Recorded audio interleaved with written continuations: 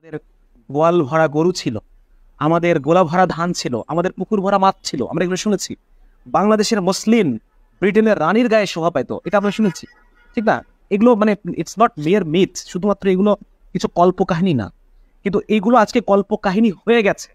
1700 সালের শুরুতে বাংলাদেশ চীনকে টপকে তারা সবচাইতে লার্জেস্ট ইকোনমির দেশ হয়ে গেছে, তারা সবচেয়ে বেশি প্রবৃদ্ধির হার তখন ভারতীয় উপমহাদেশে 1700 সালে। একজন রাজনীতিবিদ উইলিয়াম ডিগবি, ওনার বইতে উনি লিখছেন এই যে লার্জেস্ট জিডিপি বা লার্জেস্ট প্রবৃদ্ধির যে দেশটা আমরা দেখতে পাচ্ছি ভারতবর্ষ, সেই লার্জেস্টের মধ্যেও লার্জেস্ট হচ্ছে বাংলাদেশ। হ্যাঁ, বাংলা বিহার উড়িষ্যা বলি বা আসাম বলি, যে আমরা পূর্ববঙ্গ যেটাই বলি না কেন, তো আমরা হচ্ছে লার্জেস্ট পোর্শন শেয়ার করি। তাহলে এই বাংলা কিভাবে মাত্র 70 বছরের মাথায় গিয়ে দুর্ভিক্ষে 1 কোটি 1.5 কোটি লোক মারা যায়, একটা জেনারেশনও যায় নাই। সবচাইতে মানে সারা পৃথিবীর মধ্যে সবচাইতে সমৃদ্ধ অংশ যে জায়গাটা, সেই জায়গার মানুষ মারা যাচ্ছে না খেয়ে 1.5 কোটি মানুষ মাত্র 70 বছরের মাথায়। কিভাবে হলো এটা? এটা বুঝতে গেলে আমাদের পলাশি বুঝতে হবে। হ্যাঁ, পলাশি জানতে হবে যে পলাশিতে আসলে কি হলো, মানে মূল টার্নিং পয়েন্ট মাঝখানে একটাই ইনসিডেন্ট, সেটা হচ্ছে পলাশি।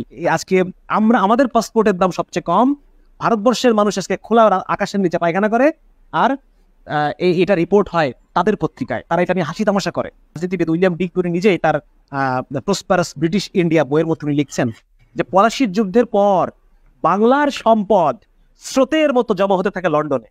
1760 সালের আগে লন্ডনে যেখানে শিল্প কারখানার নাম গন্ধও ছিল না, সেখানে এখন হাজার হাজার শিল্প প্রতিষ্ঠান গড়ে উঠেছে। শিল্প বিপ্লব হয়েছে লন্ডনে, ইউরোপে, ইংল্যান্ডে, এবং সেই শিল্প বিপ্লবের পিছনে কাজ করেছে কি? বাংলার সম্পদ। মূল বিষয়টা হচ্ছে 1 নম্বর আমাদের আত্মপরিচয় বুঝতে হবে। আত্মপরিচয়টা কি? আমরা কারা? আমরা কি মানে কলকাতার হিন্দু অভিজাত সম্প্রদায়, নাকি আমরা পূর্ববঙ্গের সাধারণ বাঙালি কৃষক মুসলমান? আমরা কি? এটা ফার্স্টে আমাদের বুঝতে হবে। আমরা কি হিন্দু বাঙালি কৃষক মুসলিম, পূর্ববঙ্গের বাঙালি কৃষক মুসলিম, নাকি আমরা সেই সময় আমাদেরকে শাসনকারী হিন্দু জমিদার সম্প্রদায়? আমরা কারা? আমরা কাদের রিপ্রেজেন্ট করি এবং কারা তাদের রিপ্রেজেন্ট করে? আমরা আসলে কোন জাতি? আমাদের জাতির সত্তা কি? এইটা আমাদেরকে বুঝতে হবে। হ্যাঁ, আমি মানে অন্ধের মতো কলকাতার অনুসরণ, রবীন্দ্রসঙ্গীত আমার কালচার না, আমার এই মঙ্গল শোভাযাত্রা আমার কালচার।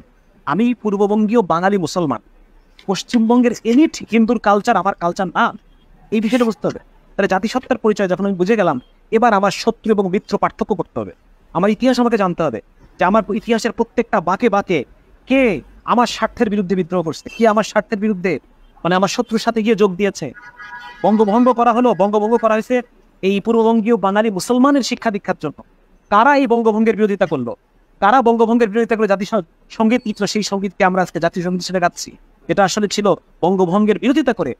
হ্যাঁ, মানে মুসলমানদের স্বার্থের বিরুদ্ধে গিয়ে যে কাজটা ছিল পূর্ববঙ্গের বাঙালি মুসলমান জাতিসত্তা।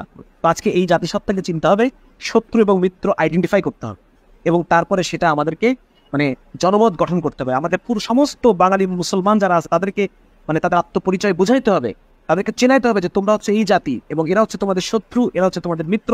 তোমার নিতে যদি আবার নিজের সেই আগের জান্নাতাবাদ ফিরে পেতে হয়, গোলা ভরা ধান, গোয়াল ভরা গরু ফিরে পেতে হয়, তাহলে তোমাদেরকে এই শত্রু মিত্র চিনে তোমাদেরকে সেভাবে পদক্ষেপ নিতে হবে।